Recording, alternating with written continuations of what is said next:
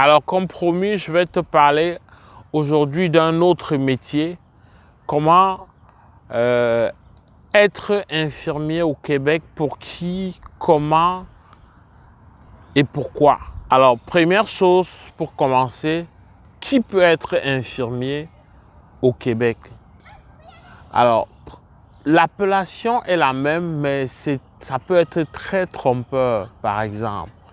L'appellation infirmier en Afrique, si je prends l'exemple du Cameroun, de la Côte d'Ivoire, ben c'est généralement à l'issue d'une formation, c'est vrai, après le baccalauréat en général, et cette formation donne accès au métier d'infirmier. Mais sous cette forme-là, c'est insuffisant pour accéder au métier d'infirmier ici au Québec. Avec cette formation-là, ce à quoi on peut aspirer, on va dire presque directement, c'est deux choses. C'est aide-soignant, qu'on appelle aussi préposé aux bénéficiaires ici, ou alors infirmière auxiliaire, qui est un métier dont on a accès après une formation de 18 mois, lorsqu'on a ce qu'on appelle chez nous en Afrique un baccalauréat de l'enseignement secondaire. Alors ici, pour être infirmier, il faut avoir ce qu'on appelle un DEC technique.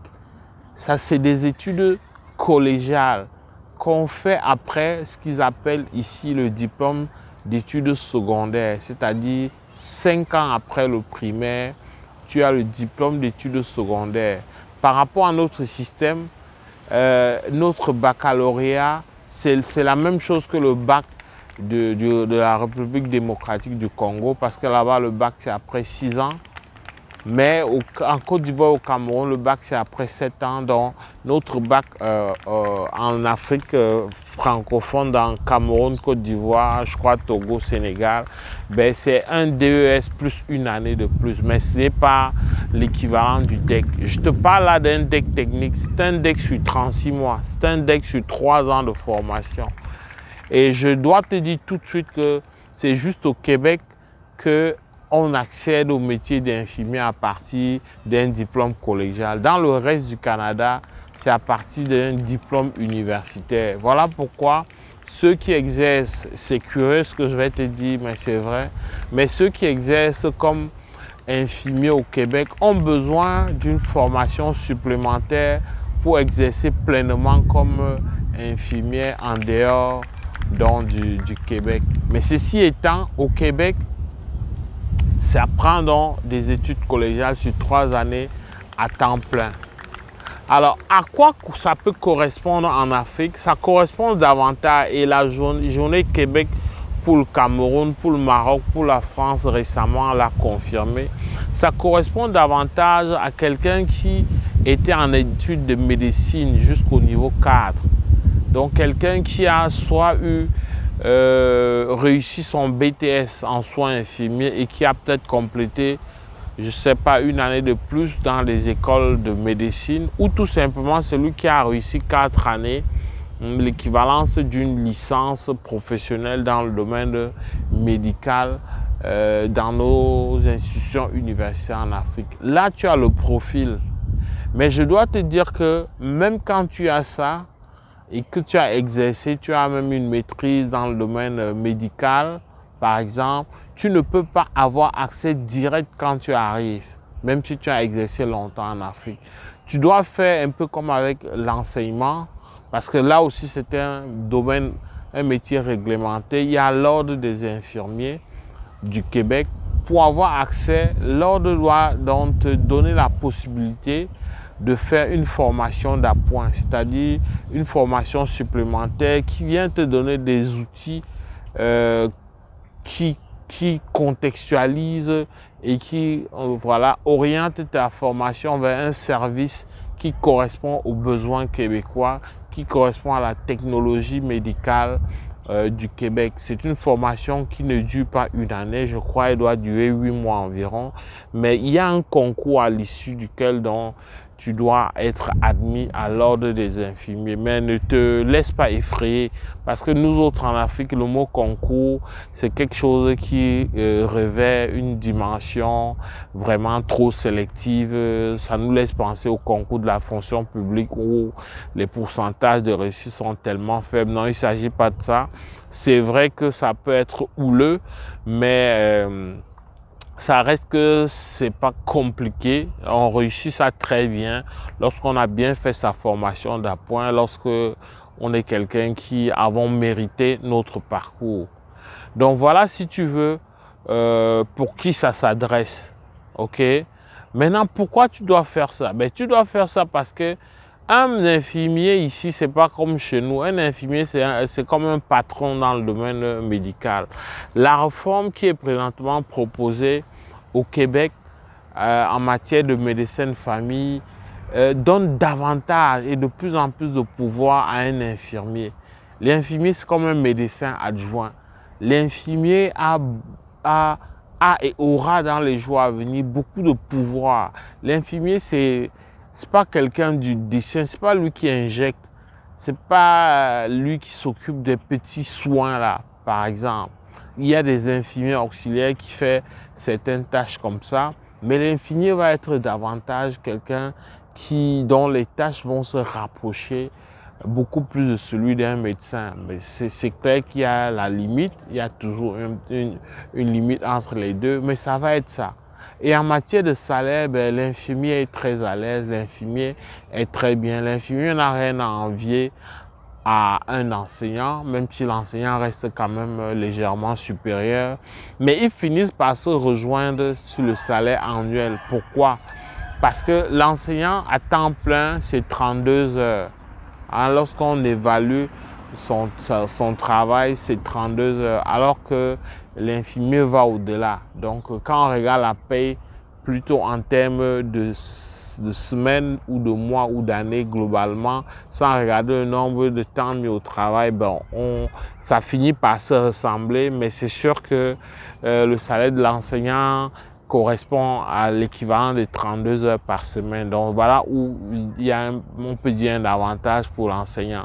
Mais on va dire que c'est des personnes qui gagnent super bien leur vie et c'est un métier très relax, très plaisant, où il n'y a pas de stress, où tout est protocolisé, où rien n'est fait à l'improviste, tout est bien fait. Il y a quand même un suivi et un plateau technique de qualité qui donne envie d'exercer son métier dans de bonnes conditions. Donc, alors comment on fait? Comment accéder? Ben, pour accéder à ce métier à partir de l'Afrique, ça va être difficile d'accéder direct avec le background d'infirmier, avec la conditionnalité de l'ordre des infirmiers. Par contre, tu dois absolument demander à être recruté comme aide-soignant ou préposé aux bénéficiaires. D'ailleurs, tous, même dans leur formation, commencent par là.